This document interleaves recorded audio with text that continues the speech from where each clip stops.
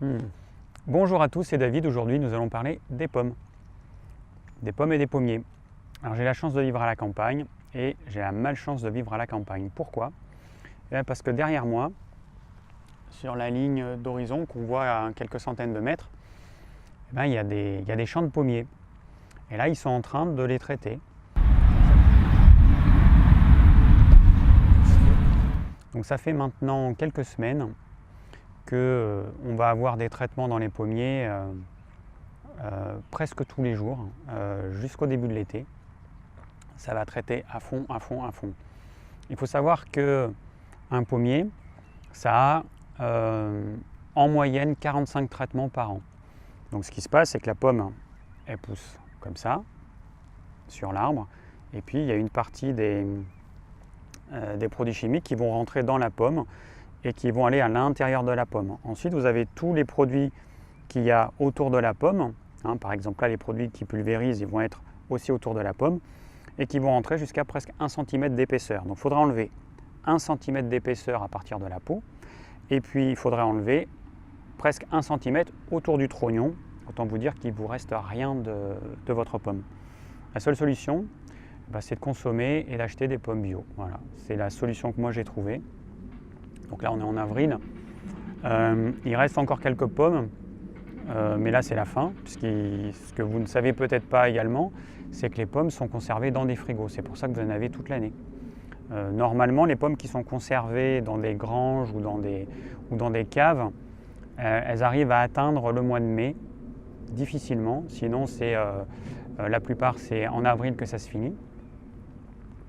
Et après, il faut attendre les pommes de la prochaine saison. Voilà, c'est tout à fait normal. Donc des pommes toute l'année, une même variété toute l'année, c'est absolument pas normal.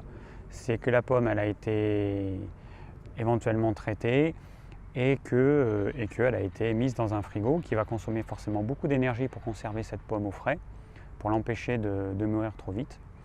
Et donc c'est pas du tout écologique. Pour traiter les pommes, ils ont une grande réserve de produits chimiques.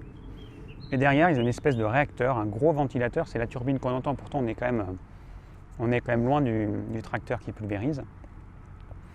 Et il y a une énorme turbine qui va pulvériser tout ça dans l'air. Donc autant vous dire que 90% des produits chimiques vont aller se disperser dans la campagne. Il y a des maisons qui sont proches des arbres qu'on voit derrière. Alors eux, par contre, ils vont se prendre les produits chimiques bien à fond. Et je peux vous dire que quand on passe à côté après une pulvérisation, l'odeur c'est irrespirable. L'odeur, et puis ça vous prend la gorge dans le nez, c'est irrespirable. Donc que les agriculteurs nous disent que c'est pas dangereux et tout, c'est pas vrai. Après, ceux qui pulvérisent, c'est des travailleurs souvent étrangers.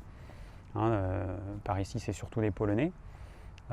Généralement, ils n'ont aucune protection et donc ils travaillent une saison ici, puis ils vont rentrer chez eux probablement malades. Voilà, donc c'est les joies de la mondialisation. Donc tout ça pour vous dire que les pommes, c'est un bon fruit. Ne le mangez pas toute l'année parce que les pommes que vous allez avoir en plein été, ce n'est pas des bonnes pommes.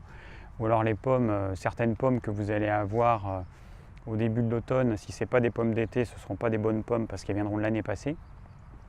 Donc méfiez-vous. Prenez des pommes de saison. Comment le savoir? Vous allez sur un marché. Et puis vous regardez uniquement les stands des producteurs, de ceux qui font, en l'occurrence, des pommes. Et vous verrez, ce sont des pommes, si c'est un fruit de saison ou pas.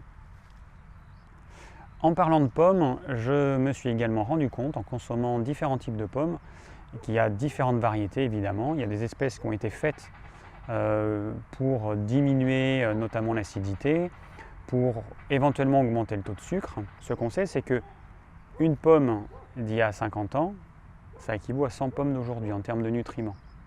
Donc les pommes d'aujourd'hui, elles sont très faibles en nutriments. Donc il faut prendre plutôt des variétés anciennes. Et j'ai eu l'occasion de goûter une pomme qui s'appelle, je pense, Fidji, qui est une pomme par rapport aux pommes que j'ai l'habitude de manger, qui est assez insipide, qui n'est pas très sucrée. Alors c'est vrai qu'elle n'est pas du tout acide, mais en fait elle n'apporte pas grand-chose. Elle a un très léger parfum qui peut rappeler un côté un peu exotique.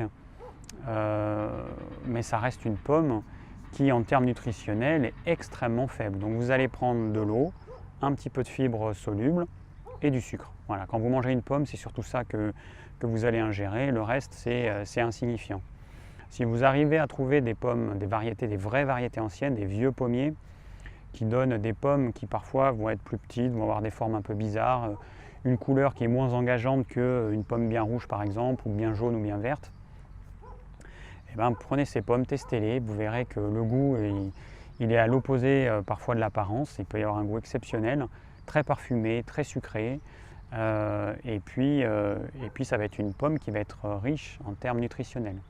Donc je vous recommande vivement de plutôt vous diriger vers ce type de pommes, et puis de continuer à manger des pommes quand elles sont de saison, et surtout prenez des pommes bio. Voilà, merci d'avoir suivi cette vidéo, j'espère qu'elle vous aura plu, qu'elle vous aura appris certaines choses sur les pommes et comment sont cultivées les pommes en France. Et je vous dis à très bientôt pour de nouvelles vidéos. Si vous désirez recevoir gratuitement mes conseils pour une alimentation saine, il vous suffit de cliquer sur le lien ci-dessous.